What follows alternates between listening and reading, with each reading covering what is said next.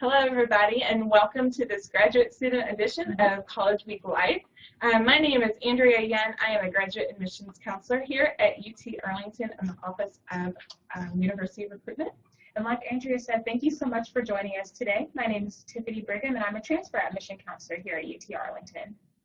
So for those of you who may not know, UT Arlington is located in Arlington, Texas. That is in the center of the DFW Metroplex. That means we are a large city in between two large cities, Dallas on one side and Fort Worth on the other. It's the fourth largest media market in the nation. Arlington itself is made up of 365,000 people. The Rangers are here, the Cowboys are here. We have Six Flags. If you've ever been to Six Flags over Texas, that's located here as well. Arlington has museums, restaurants, and shopping. So if you are having to relocate for your graduate degree, Arlington is a great place to be. There's lots to do. It's perfect for families or for the working professional. DFW itself has its own professional sports, entertainment, museums, and restaurants in between the two major cities. It's the fourth highest in number of Fortune 500 companies. And this is great for our prospective students because if you need to work while you're pursuing your graduate degree, there are lots of opportunities within these three cities, as well as internship opportunities while you're going through the program.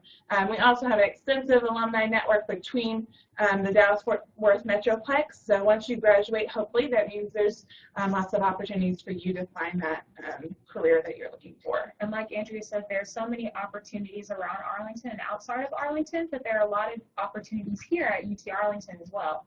So we are the most comprehensive public university in North Texas with a little over 38,000 students. We have over 8,000 graduate students as of right now with 70 master's degrees and 30 doctoral programs as well.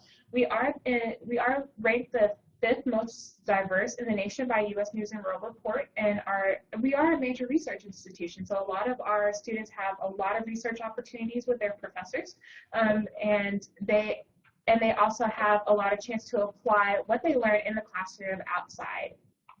So some of the things we're going to talk about this afternoon includes academics in our departments, campus life and what it's like to be a grad student here, living on campus and the options that come along with that.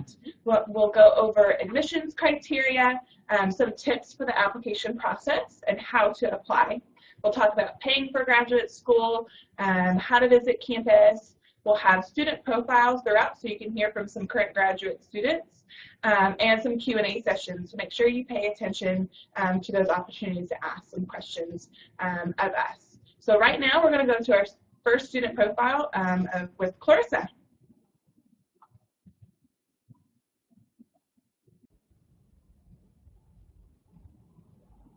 Thanks, Andrea. Hi, I'm Clarissa Burden, and I actually chose UT Arlington because they have flexible options for working students, and I love it. I can choose from online classes as well as evening classes. UT Arlington's graduate school was also a perfect fit financially for me. By visiting the school's website, I got connected with an admissions counselor, and the application process was so easy. I entered into the social work MSSW program because it prepares students by allowing me to have hands-on experience preparing me for a career in the mental health field. I am definitely confident that I'll be prepared for my career upon graduating. I'm happy I chose UTA, and now we're going to head back to Andrea and Tiffany. They're going to talk about academic programs.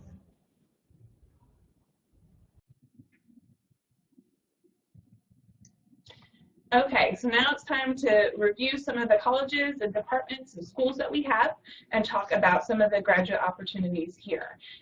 Like Tiffany said in our intro, we do have 70 master's and 30 doctoral programs, and so she's going to get us started with the first school. So first up is the School of Architecture. So our School of Architecture is professionally accredited and internationally recognized for both of our programs. And since we're located in the DFW area, then there are a lot of professional opportunities to practice what you learn in the classroom. So first we have our Masters of Architecture, which is a broad curriculum, and it's designed and process emphasis. So students from different backgrounds, if you don't really have a background in architecture, but you are interested in going into this program, then you are eligible to go on ahead and apply. Just feel free to look at the website and read a little bit more information about that. Secondly, we have our landscape architecture program, and in the core of this program, we have a core of design and technical skills. Students in this program have a lot of opportunities to apply a lot of their research, and then again, there are many job opportunities around DFW, so graduates from this program are going to have opportunities in public, private, and academic and research settings. Next, we're going to talk about our College of Business. Our College of Business at UT Arlington is one of the largest in the nation. It prepares students for career success in many programs. It's one of the most diverse, or has one of the most diverse selection of grad programs, which we'll talk about a little bit. And the great thing about our College of Business is it does allow students to work full-time and still get their graduate degree. So most of the programs, or all of the programs, will allow you to take classes in the evening, and you only have to attend a few nights per week. So first off, a lot of students are interested in MBAs. We have flexible and cohort options in that, 45 hours each. It doesn't matter which one you choose. It's still a 45-hour program, but the cohort's going to let you get that done really quickly, or really strategically. So it's lockstep. You go through 2 years and you're done. A flexible program, you can do some emphasis within the MBA if you're interested in doing that. We do have accounting programs as well. So if you are not from an accounting background but are interested in starting an accounting program, we do have professional accounting. We have an accounting MS for students who are from an accounting background and looking to specialize, as well as a taxation MS. So that taxation is an extra specialization for you accounting folks if that's something you're interested in doing. We do have an economics department, which has applied and theory tracks.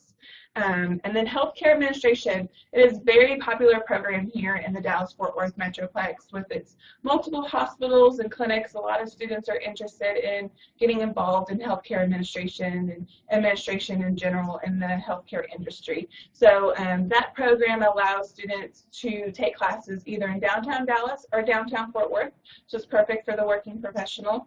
It's only 24 months. You take one class at a time and come to class 2 nights per week. So it's not a big strain on your schedule to pursue that program. We do have information systems for our more analytical business people. They have a systems development track and a business analytics track within that department.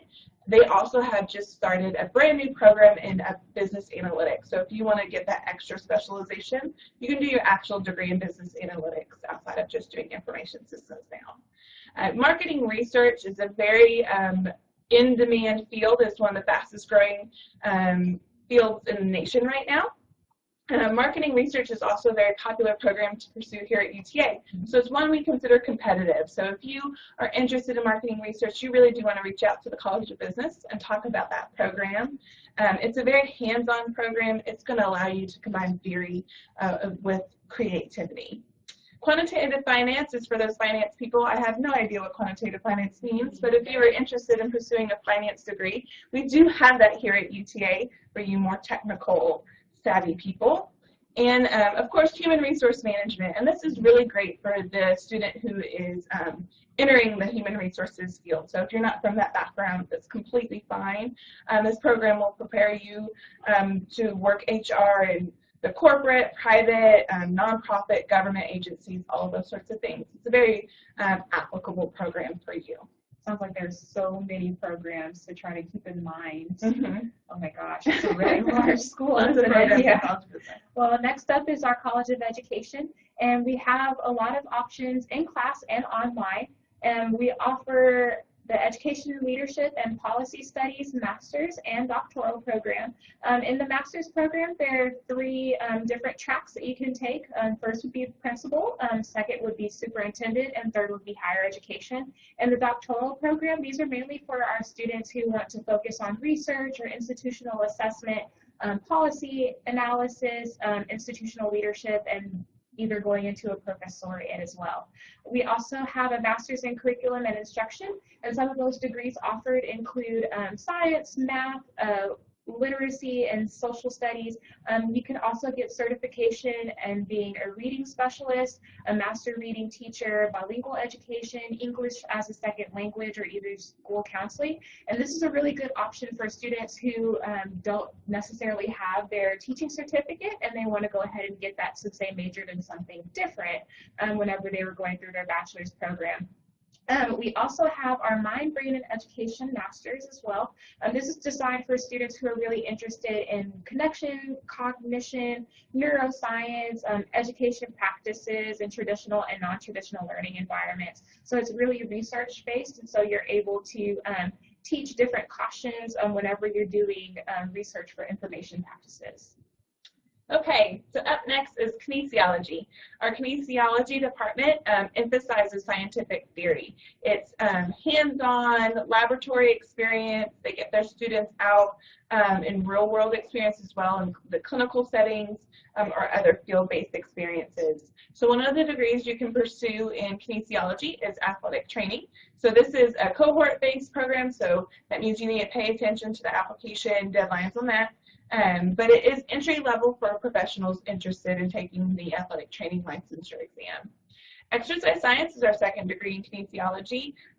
Research-based, this gives students the opportunity to work in the lab. You can work in public schools as a physical educator if that's something you're interested in doing. But it's also going to prepare students, because it is so research-based, for further doctoral study or a clinically oriented job if that's something you might be interested in with kines. Oh, nice. Well, next up is our College of Engineering. We have the most comprehensive engineering program in North Texas with 7 departments and multiple research centers, so you have a lot of opportunities there. Since we have so many degrees, I'm just going to name a few that really sounded interesting, especially since some of them aren't necessarily offered at the undergraduate level. There are some like construction management, engineering management, logistics, computer science, software engineering, material science as well, including aerospace and mechanical engineering if you're interested. And if you want to see a list of others, and you can either see them on your PowerPoint or you can also look at the website and then you can find some more information on those programs. Okay, so just like engineering with all of its programs and business, the College of Liberal Arts is another one of those colleges with lots of different programs and lots of different options to choose from. They have modern languages, which lets you focus in French and Spanish. Modern languages is the study of the language, literature, and culture. We do have a communications degree, which is one of our bigger programs within our College of Liberal Arts. It's a theory-based program, so you're going to focus a little bit more on media resources, the changing role of media and technology, as well as the impact of media on society. We have political science. Political science is going to prepare you for a career in public and private sectors.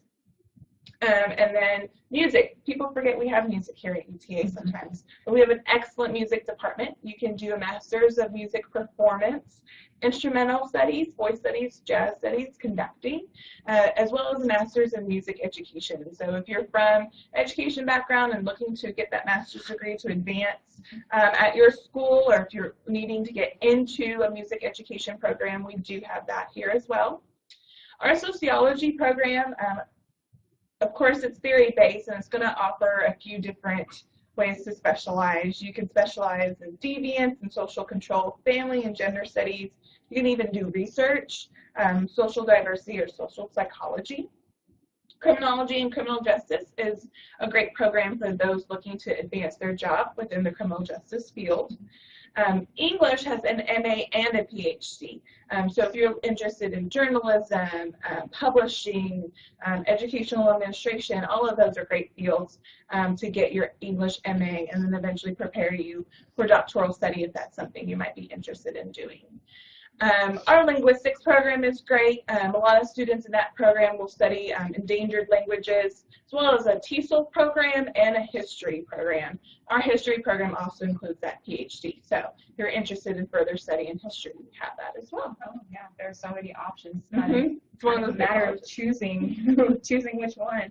That sounds really interesting to you. Well, next up we have the College of Nursing. So our College of Nursing has been preparing practitioners, administrators, and educators since 1975. So we have a lot of experience there. So we have our Masters of Science in a Nursing Practitioner. So you have a few options, a few which include acute care nurse practitioner, neonatal, adult, geo primary care, and a family nursing option. We also have our nurse administrator, where you incorporate contemporary management theory and core competencies, and graduates here kind of function in all different healthcare settings, and so you have a strong emphasis on that. Our nursing education master's degree has an emphasis on knowledge and skills to develop curricula and teaching skills and evaluation strategies, and so you have a lot of experience with that. With all of those programs, there are online options, so please make sure to reference our academic partnership website for more information. In addition to the master's level programs, we do have 2 doctoral degrees offered, the Doctor of Nursing Practice and our Nursing PhD. Okay. So science, if you are interested in any of our science fields, it's important for you to know that there are BS to PhD options within this college. So you can do that if you're wanting to go straight into your doctoral degree. Our College of Science does a great job of using the most advanced techniques and equipment within their labs. So our programs in that college are biology, chemistry, earth and environmental sciences, math, physics, and psychology.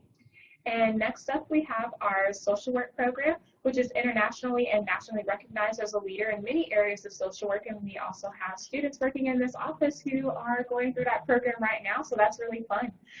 So the Masters of Science in Social Work offers multiple day and evening classes for full and part-time study options. So if you are concerned that you won't be able to be a full-time student, then this program is good for you. Many of our graduates work as clinical practitioners, program administrators and managers, consultants, educators, and researchers. So you have a lot of options upon graduation. There is a concentration in direct practice if that interests you, where the specialization is for children and families with a certificate in administration through our Fort Worth Center. So if you're located in Fort Worth and you want to go through that option, then that is available. We also have an online program where a cohort begins every fall, and there is a direct practice concentration, and in that program you complete 2 field practicums. Wonderful. So our last school is our Urban and Public Affairs. Students in this program are going to work or have the opportunity to do a lot of hands-on experience with local governments, public agencies, and nonprofit organizations. And then you can see those programs there on your screen: City and Regional Planning, Urban Affairs, Public and Urban Administration, Urban Planning and Public Policy, and of course the MPA program, which also has an online option. And now that you have sat through all of the programs we have here at UTA, we do have just a few minutes to do some questions, if any have come in. Oh my goodness. All right, well, we already have 2. So our first one is, when are the application decisions made?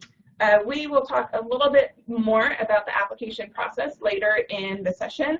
And so a lot of the things you're going to hear from us is things are going to vary, and it's going to depend on your program. And our second question is, are there travel restrictions from certain countries? We can't answer specific questions about your application today, but if you contact us, then...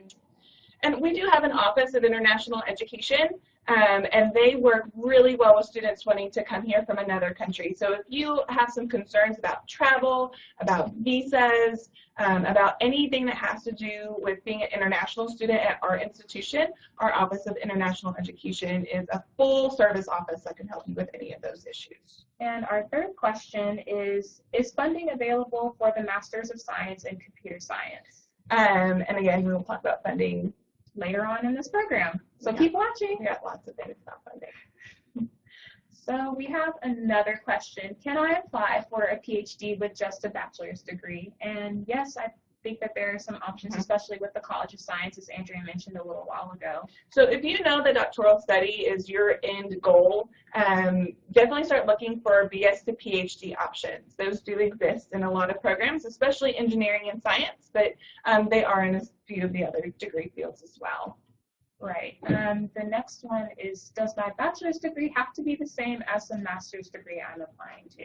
And that's a great question, because a lot of students, especially if you're returning, or you might have done a liberal arts degree and now you think you want to do business, that's completely open for you. You may be missing a few courses, but that's not going to prevent you from applying. Right, and you have a few options to take some courses as prerequisites so that you can kind of match up with the program, right? Yeah, so there's always chances for you to get that degree you want, even if it's not an exact match.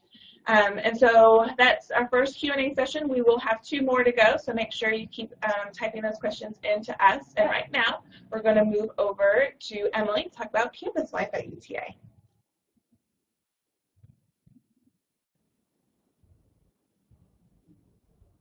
Hi, my name is Emily Nelson. I'm an admissions intern here at UTA.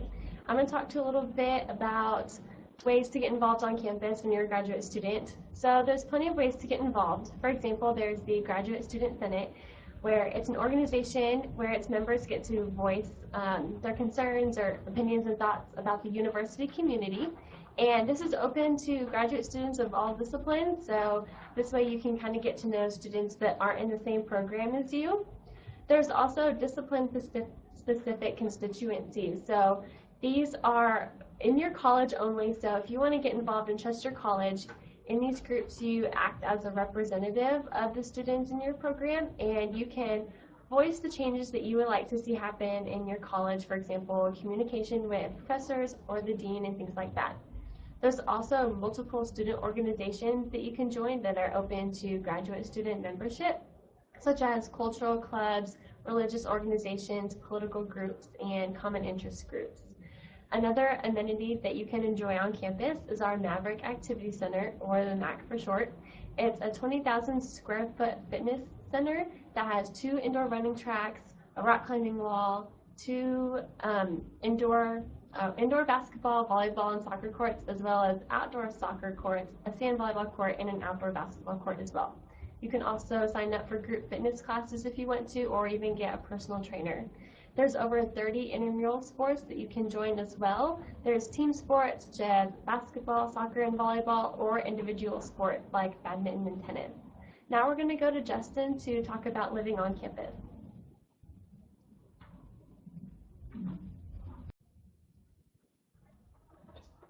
Hi, my name is Justin Luetta. I'm a Bound for Success admissions counselor here at UT Arlington, and I'm here to talk to you a little bit about your options for living and dining on campus. Here at UT Arlington, we offer 19 different apartment buildings. Some of these do allow for family housing. However, you want to make sure to apply early, as some of those are limited. One great thing about our apartment buildings is that you can live in them year-round. In regards to the residence halls, sometimes you have to move out between the semesters or after the academic year, but the apartment buildings you can live in year-round. We offer from efficiency apartments to 4-bedroom apartments, so you can choose based on if you want to split up the rent with some of your friends or anything like that. In addition, all of the apartment buildings are within walking distance of the Maverick Activity Center or any of the academic buildings that you may be taking classes in. In addition to that, the City of Arlington offers more than a dozen privately owned apartment complexes. These are also within walking distance, so it should take 5 or 10 minutes to get to UT Arlington. If you are not interested in living on campus and maybe you want to get a little bit away from the campus festivities, these are an excellent opportunity to take advantage of. They're a little bit more secluded, and also if you just want to live on your own like I would want to, or if you want to live with friends, you can take advantage of that as well. Next, we talk a little bit about dining. One of the reasons that I love working at UT Arlington is that I never have to go in my car or truck to have lunch. There's so many different restaurants available here that it's not necessary to do that, and I never get tired of eating here. We do have meal plans available. These are depending on how much you want to eat per day or how much money you want in your MAV ID card. So you don't have to redeem anything with cash. It's all available on your MAV ID card. One of the places that you can redeem your dining dollars is at the Connections Cafe, which is kind of like a rotating buffet. They feature a different meal every day, so you won't get tired of eating there. In addition to that, we also have our Plaza Food Court at the UC. So if you're just looking to pick something up quick and in between classes and you're on the run, you can take advantage of that. Some of the restaurants that we do offer there is Moe's Southwestern Grill. So that's kind of like a Tex-Mex style themed restaurant if you're into Tex-Mex. In addition to that, we have Chick-fil-A if you like grilled or fried chicken, whichever is your preference, of course. We also have Panda Express, which is Chinese. And then if you're adventurous and you like raw sushi, you can stop by Sushik and pick up something there. In addition to that, we also have our new College Park District, which is kind of across from College Park Center, where we have our basketball games and things like that. You can redeem your College Park dollars there. We have restaurants like Pie 5 and Coolberry Yogurt, so if you're looking for an evening plan or something like that, you can have dinner and dessert all on one street, which is something cool to take advantage of. In addition to that, if you have a little bit extra money or you have some time on the weekend, you can go to one of our local favorites here in downtown Arlington. So we have restaurants like Jay Gilligan's or Fuzzy's Tacos, again, kind of that Mexican Southwest style food. We also have Twisted Root Burgers that has a peach tea. I think it's like peach and watermelon tea, which is really good. We also have Babe's Chicken, Mellow Mushroom if you're a pizza person. I know I am. Or, you know, if all of this makes you have heartburn and you're a little bit older like I am, we do have groceries within a 5-minute radius, so you can kind of cook for yourself. So that's kind of your options for living and dining here on campus. Next, we'll hear from Sebastian Fuentes with another student profile.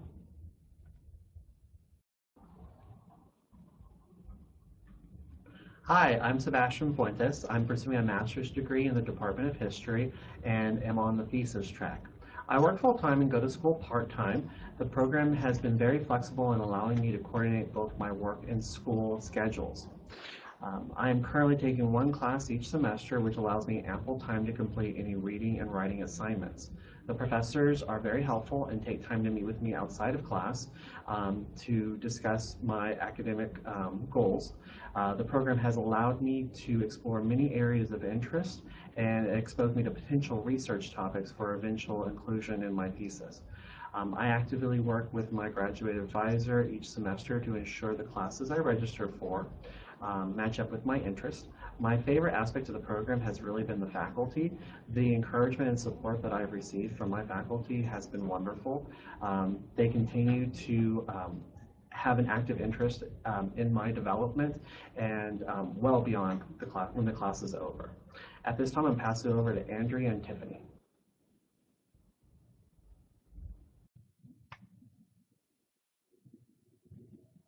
Okay, now that you guys have heard more about campus and a little bit about student life, and of course our lovely introduction to all of the programs we have here at UT Arlington, we're going to start talking about the actual admissions criteria. So something to keep in mind when it comes to admissions criteria is that we are going to go over the basics of what you're going to need and where you need to get started, and generally what applies to almost any program.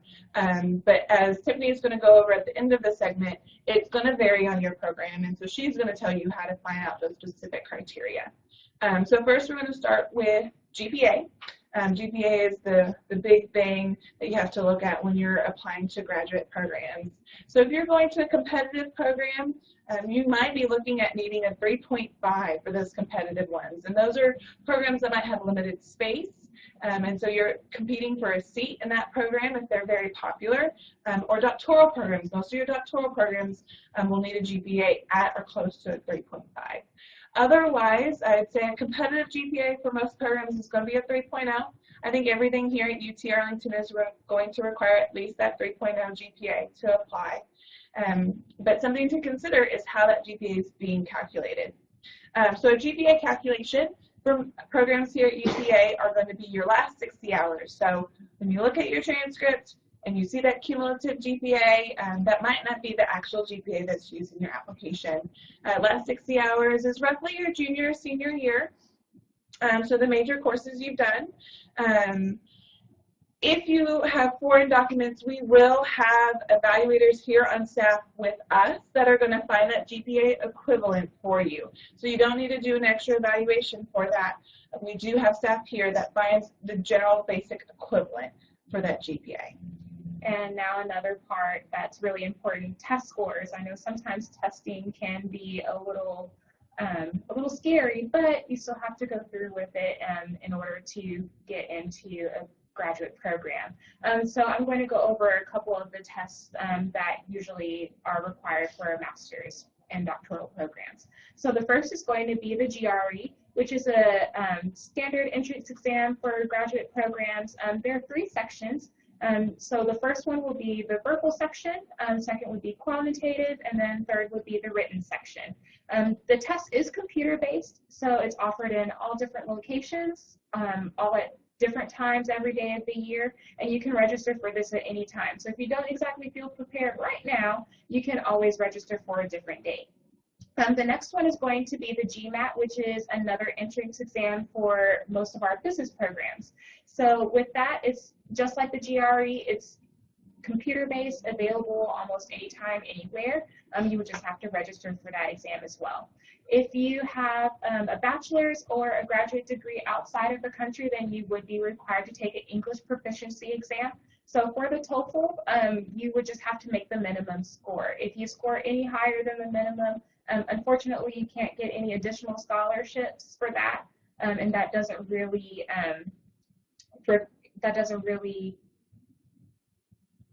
improve your chances of admission. Right. So supplemental documents is the next thing you'll need to look into. These may not be required for every program, so you'll want to check if you need these. The first thing is a statement of purpose, sometimes called letter of intent or essay. Generally, these are 200 words and are about your academic interest specifically. So when you think about it, your GPA and your test scores tell us you're academically prepared. Your statement of purpose is telling us you're a good fit for your program here at UT Arlington. Letters of recommendation may also be required, and you'll want to check. But generally, there's 3 of those that are needed. You need to check to see if there's a form you need to complete specific to your department, or if they just need to be sent directly from your recommenders. More about that, Tiffany is going to tell you how to get. So we have a lot of resources available, so then that way you can find out what your program requires. So the first would be to look at the online catalog. That way you can see your GPA, the test scores required, and any additional supplemental materials that may be required of your program. So definitely take a look at the website and look at the catalogs for more information. Some of the programs that we offer here may not list a specific GPA or a test score. So what those programs do, what they do is review your application holistically. And then there are some programs that are a little bit more competitive. So whenever you do fill out your application and you send that in, then it's actually reviewed as inside of a group. So if you want more information or if you have any questions or concerns, definitely contact your graduate advisor. And what you can do is find information for your graduate advisor on your department's website. You do not have to be a student in order to contact a graduate advisor and speak to them because they're available for all prospective students. And now we're going to go over to Elisa for tips on the application process. Hi, my name is Elisa Johnson. I'm Director of Graduate Recruitment, and I'm going to be providing you some tips to prepare to apply to graduate school. One thing that you might be asked to submit is a personal statement. So when you start to write your personal statement, you want to start early. Many times a personal statement will ask a question. If you're asked a question, you'll want to make sure that your statement addresses the question that's asked. But you also want to make sure that you see this personal statement as an opportunity to sell yourself. You want to make sure that it's well written. You'll want to write concisely and very clearly when you're writing your personal statement. You'll also want to adhere to any word limits. For example, if you're asked to write a statement that is 200 words, you probably won't want to submit a 400-word statement. You want to make sure that you also use concrete examples. You don't want to use generalizations in your essay. Also, you want to use vocabulary that is specific to your intended discipline. Another important factor is the GMAT and preparing for the GMAT or GRE. Now this can be pretty intimidating, but the key again is to start early. You want to make sure that you're adequately prepared. One thing to keep in mind, preparing for this exam is like preparing for other exams that you might have taken before. One of the things you have to keep in mind as well, though, is that the test can be a little bit tricky. So you want to learn test strategy and you want to practice. There are a number of resources available to help you prepare for the GMAT or the GRE. You'll want to determine which exam is appropriate for your particular degree and program that you're pursuing. Many business programs generally will prefer or require the GMAT, while other programs will prefer the GRE. You want to make sure that you take advantage of the various resources that are available. Some of those include online resources and prep classes and other resources. In addition, test prep agencies and the testing agencies generally provide free practice tests, so I encourage you to take advantage of those opportunities. Being very well prepared and doing lots of practice can help you to be successful on the exam. Another resource is to talk to your professors. Your professors are a great resource in finding the program that is the right fit for you. In addition, they can provide a critique of your personal statement, and they can also help you to identify undergraduate research experiences. Undergrad research experiences and participating in them can be very important, especially if you're looking at going on to doctoral studies in graduate school. These opportunities give you hands-on research experiences with faculty in a mentored research experience setting. Next, we will transition to how to apply for graduate admission.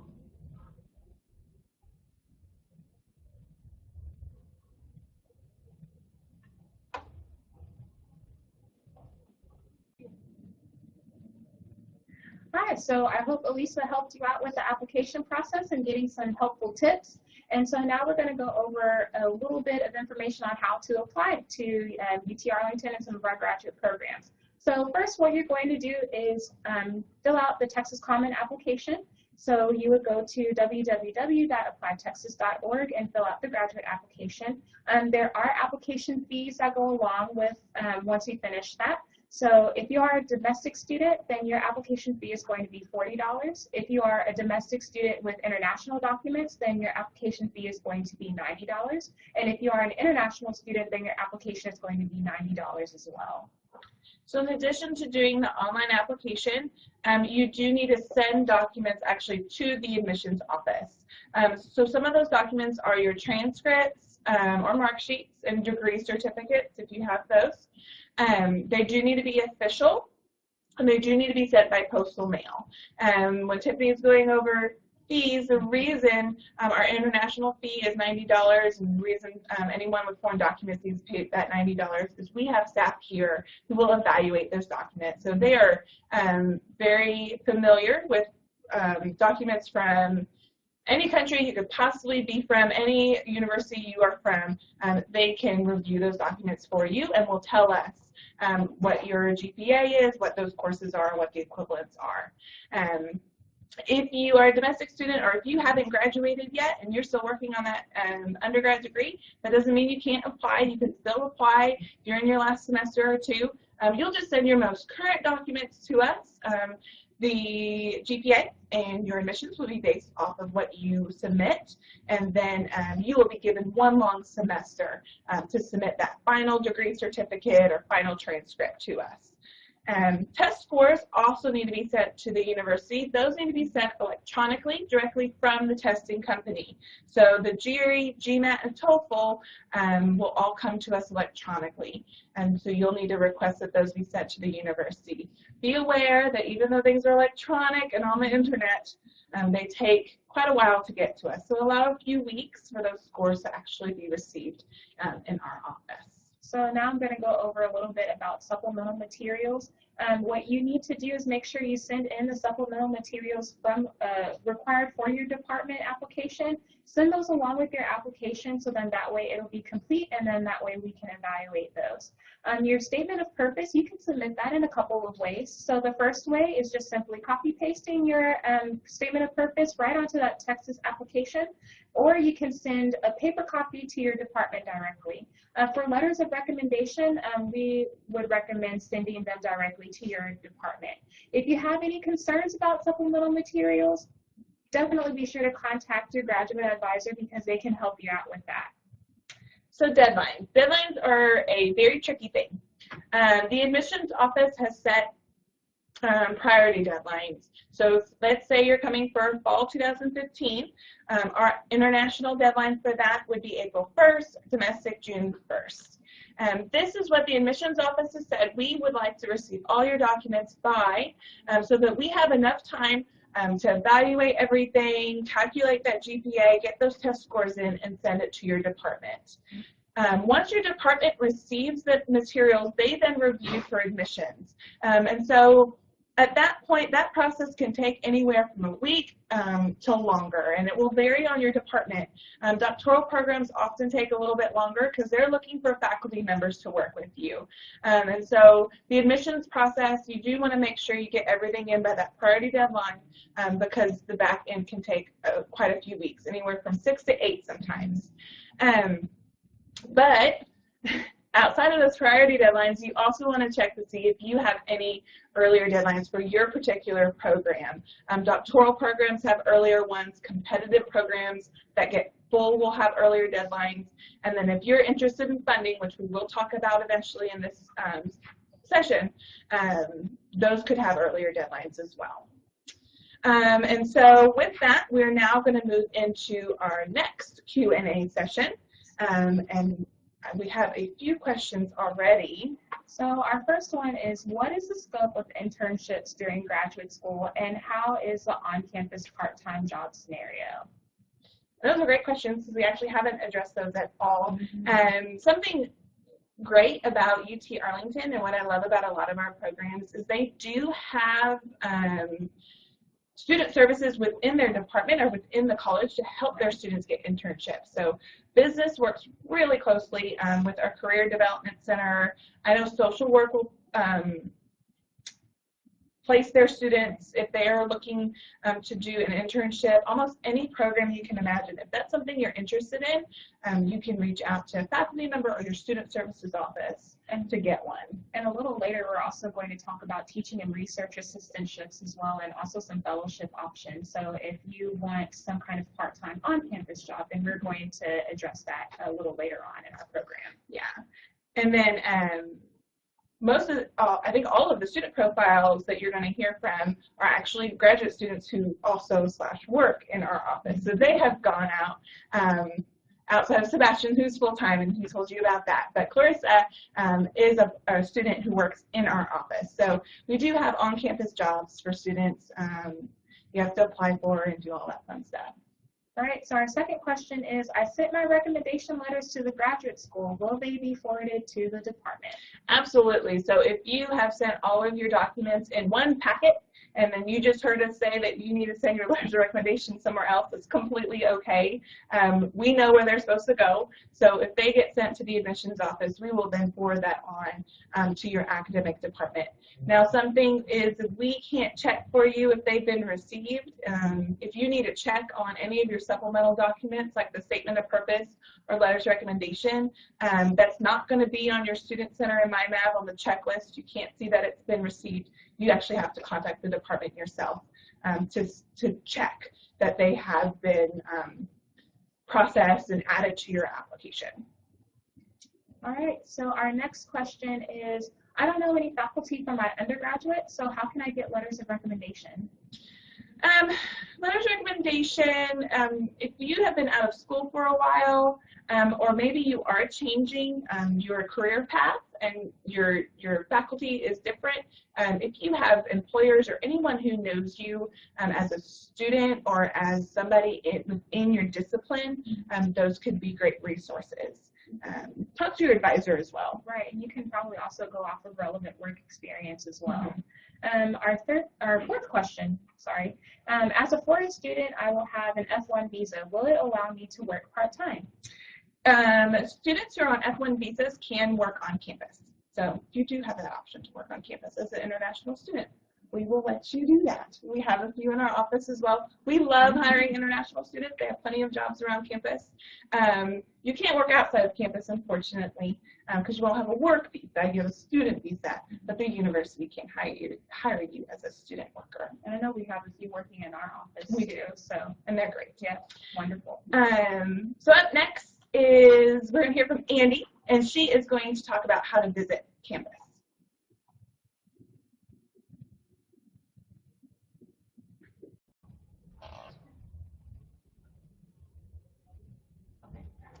Hi, my name is Andy Scott, and I manage the undergraduate recruitment staff here in the Office of University Recruitment. And I'm going to talk to you a little bit about some of our campus visit opportunities. Now, we do have some visit opportunities that are specific to our graduate student population.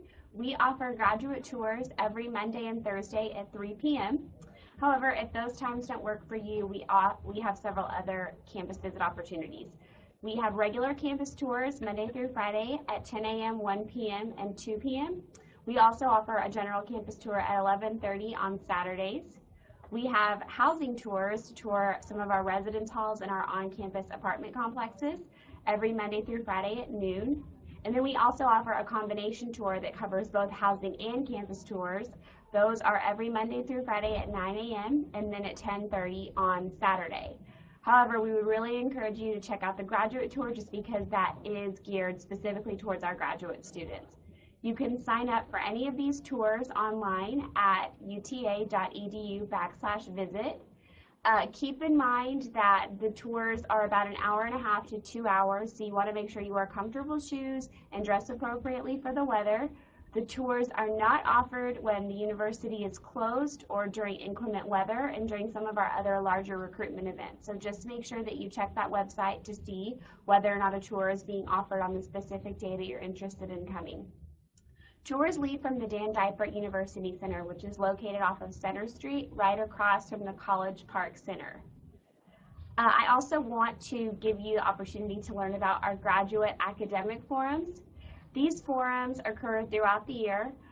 They give you the opportunity to speak with graduate advisors and other admissions professionals about UT Arlington's requirements for admission, the program requirements, and then some other important information. You can sign up for those online at uta.edu/admissions/events. And obviously, you're always welcome to contact the academic advisor for your program to maybe get some additional information about the program. They would potentially be able to give you a tour of the facility. So if you have questions specific to your academic advisor, you can contact them. You can get the contact information through our website. And now I am going to transition you back on over to Andrea and Tiffany to talk about paying for graduate school.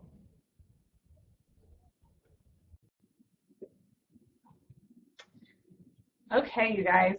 So now we get to talk about money and funding your graduate program.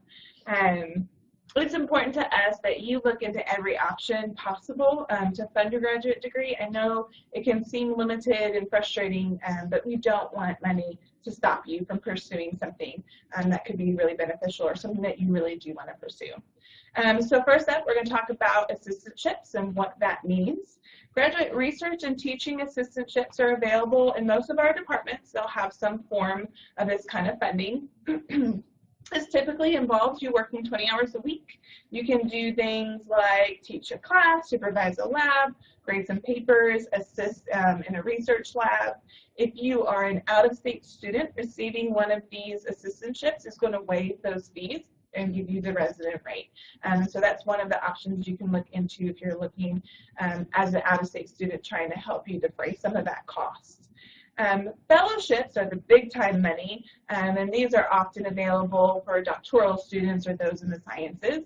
They can fund 75 to 100% of your tuition. Again, receiving at least $1,000 of a fellowship is going to give you that in-state rate if you are coming to us from out of state or international. I'm sorry, I should have said that as well. Receiving one of these will waive those fees for you down to the resident rate. Usually fellowships last for a period or involve you committing for 2 to 5 years, and that's why they're usually associated with doctoral programs. you are interested in an assistantship, and this is important, these are awarded through the academic departments. You need to contact your advisor in your program to check on the availability of assistantships. Check for deadlines, check for applications. These are not going to be awarded automatically with the admissions office. And so this is one of those situations where your grad advisor is super, super, super important to talk to and reach out to. We also have federal financial aid available for a lot of our graduate students. So I'm going to go over a couple. So first, grants are funds that typically don't require repayment, and it's awarded on a first-come, first-served basis. A lot of our students get awards in forms of grants varying from a little over $1,000 to $4,000 for fall and spring semesters. There is an additional $1,000 available for students who are at least part-time enrolled in the summer semester. So if you are thinking of coming to us in the summer, then that's something to look into. For doctoral students, you may be eligible for at least $1,700 just based on need. So if you are a doctoral student and you think you need a few more funds, then definitely look into that as well. Now, to go on to loans.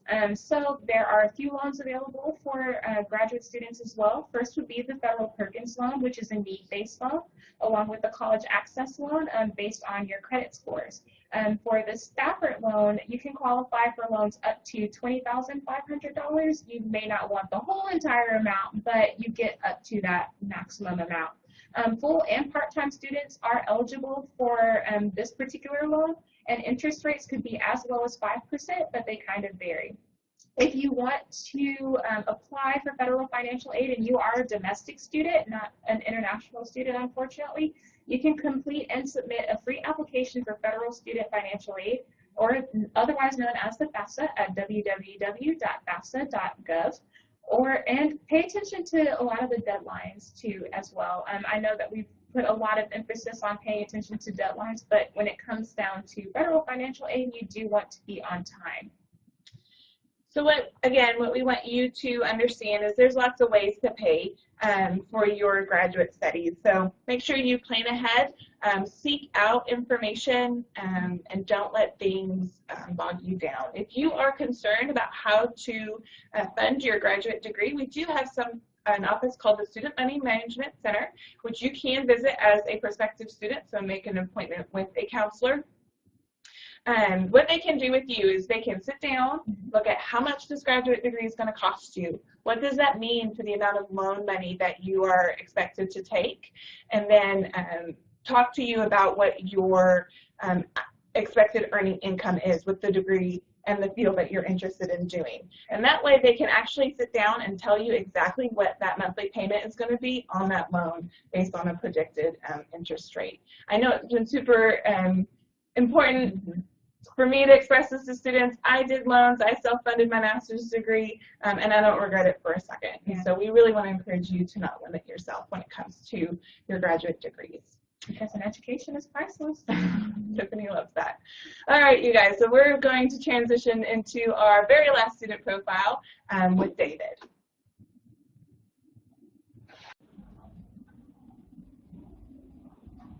Thank you, Andrea. My name is David Kema. I am a student here at the University of Texas at Arlington, studying a Master of Science in Accounting. There are several reasons why I chose the University of Texas at Arlington. The first reason was UTA has a fantastic accounting program, which is widely respected not only here in the Dallas-Fort Worth area, but all over the United States. And secondly, UTA has a diverse student population, and being an international student, I really appreciate that fact. I always feel at home here at UTA. The reason why I chose the Master of Science in Accounting program, there are very good three reasons why I chose accounting. First of all, is job security. Accounting is one of the sought-after professions currently. Secondly, UTA offers the possibility of internships, which gives relevant experience if you want to get an experience of accounting and help you transition better into work life. And secondly, UTA does help you get your certified public accountant license during your last semester by offering you the training and classes that you need in order to be eligible to seats and take the CPA exam. I'll hand it over to Andrea.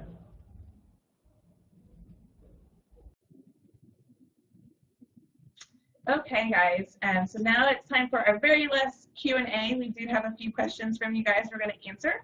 And if you've noticed, we've been joined by two of our student profiles. Remember, this is Clarissa, and this is Sebastian. Clarissa's work in our social work, and Sebastian is in our history program here. And so our first question that came in is, what if I don't maintain my probationary GPA? So if you've been admitted on a probationary status, unfortunately you do have to maintain that GPA in order to continue on in the program. Your advisor will give you some options if things aren't looking good and what to do in order to continue at UTA, and it may be dropping down to take some undergrad classes first and doing well in those. Often they'll make you go back down and show that you can complete those and do some building, I guess, on your program. The second question is, what if it's difficult to get a notarized photocopy of my degree certificate? So we do only take official copies. So if you have something that's notarized or a photocopy, unfortunately, we're not going to be able to accept that.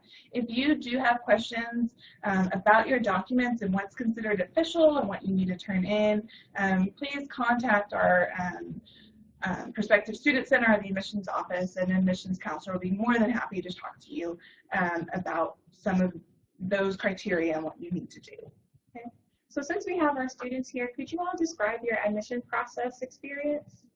Mine was probably a little different because I was an out-of-state student. So what I did first was email my academic advisor, and then I called her, and I left a few voicemails. She called me back. We got connected. I filled out the application online, and the process after that was very easy. Sebastian, how'd it go for you?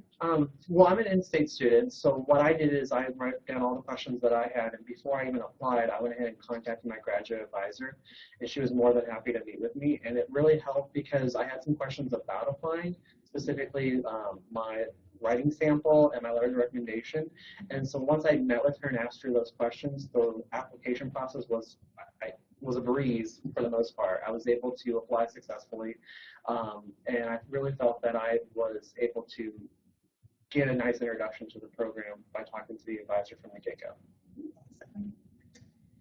So what is the main difference for you guys between undergraduate work and graduate coursework?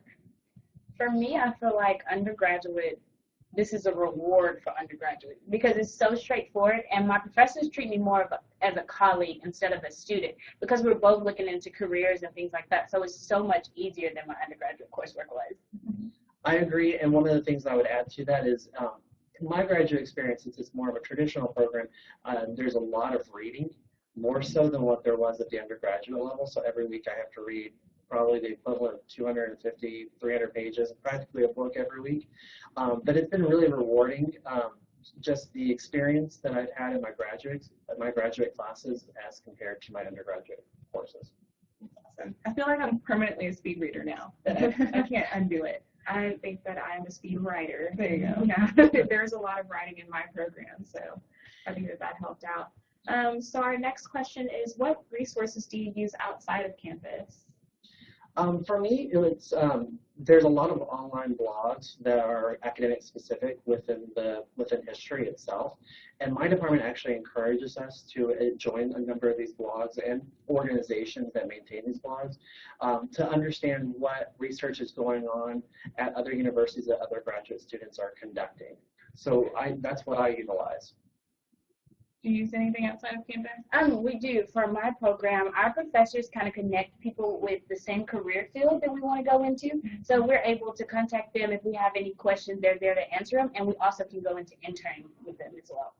That's awesome. Thank you guys so much for joining us for this last section. But that's all the time we have for you. If you did not get your question answered, or if you have more, please reach out to us. Like I said, our Prospective Student Center is more than happy at any time to help you.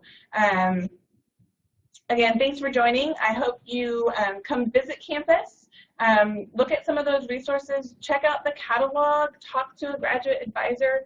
I hope this gave you a good starting place on making that list of questions that you need in order to get started. I know sometimes explaining the process for grad students does nothing but create more questions, but hopefully this was a great place for you to start, and we hear from you again soon. Thank you so much. Thank you.